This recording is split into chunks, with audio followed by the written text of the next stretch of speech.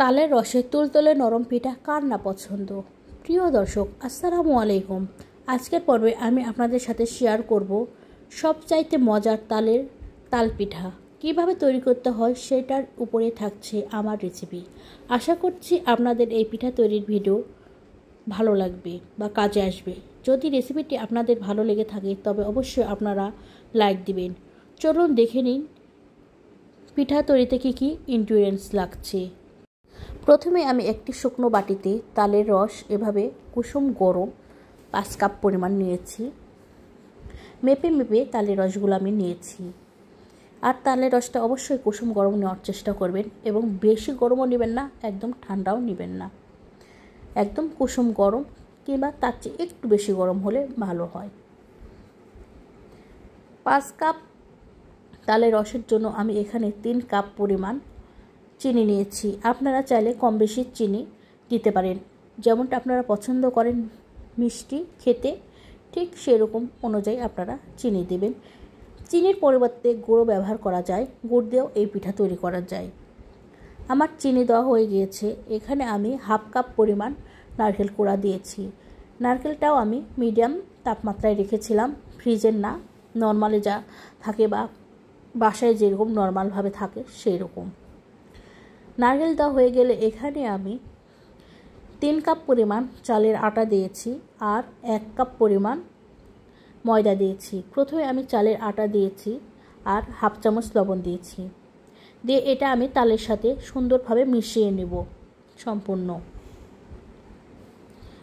প্রথমে চালের আটাটা আমি তালের রসের সাথে মিশিয়ে নিব। আপনারা চাইলে হাত দিয়ে মেখে নিতে পারেন, তবে আমি হাত ব্যবহার করিনি, আমি আলাদা এটা ব্যবহার করেছি। হাতা ব্যবহার করতে পারেন, যে আপনাদের যা ইচ্ছা ব্যবহার করতে পারেন। এখানে আমি ময়দা নিয়েছি 1 কাপ, মানে 4 কাপ হলো।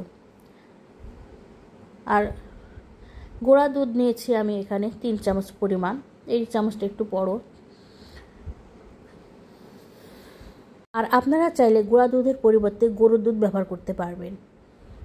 এখন আমি আবার সম্পূর্ণ সুন্দরভাবে মিশিয়ে নেব, খুব সুন্দরভাবে এভাবে মিশিয়ে নেব। আমার মিশানো হয়ে গেছে, দেখেন কতটা সুন্দর এবং পারফেক্ট ঘনত্ব আসছে। তালের রস একটু ঘন করে এভাবে তৈরি করতে হয়। অনেক পাতলা করলে তালের রসের পিঠাটা অনেক পাতলা হয়ে যায় এবং ফেটে যায়, পরবর্তীতে ফুলে ফেটে যায়। তো একটু ঘন করেই তৈরি করবেন আপনারা যখন তালের রসের এরকম ড্রো তৈরি করবেন তখন। আমার তালের রসের ড্রো তৈরি করা হয়ে গেছে বা পিঠার জন্য। এখন আমি এভাবে প্লেট দিয়ে বা ঢাকনা দিয়ে ঢেকে আধা ঘন্টা রেস্টে রাখবো। আধা ঘন্টা পর আমি এই পিঠা তৈরি করব। এভাবে ঢাকনা দিয়ে রাখলে পিঠাটা অনেক সুন্দর পিঠা তৈরি হয়। তো আমার চালের আটাটা অনেক শুকনো ছিল, সেজন্য এইভাবে পিঠা তৈরি করার আগে এভাবে ঢাকনা দিয়ে ঢেকে পিঠা তৈরি করি, তাহলে পিঠাটা অনেক সুন্দর এবং মসৃণ এবং সুন্দর ফুলে ফুলে ওঠে। তো আমার হয়ে গেছে, আধা ঘন্টা আমার শেষ। তো আধা ঘন্টার পর আমি এই পিঠা তৈরি করব। আমি যে পিঠার জন্য আটার ড্রোটা মেখে রেখেছিলাম, ওটা আধা ঘন্টা পর আর একটু ঘন হবে, কেননা আটাটা একটু ফুলে উঠবে, সেজন্য এই ড্রোটা একটু ঘন হবে। তো তাতে কোনো সমস্যা নাই। আমি এই পিঠা দিই, আটা দিয়েই আমি পিঠা তৈরি করব এক এক করে। তেল আমি এখানে 1/2 লিটার নিয়েছি। 1/2 লিটার তেলে, এই ডুবো তেলেই পিঠা ভাজতে হয়, আমি ডুবো তেলেই পিঠাটা ভেজে তুলে নেব। চুলার তাপ একদম মিডিয়াম রেখেছি আমি।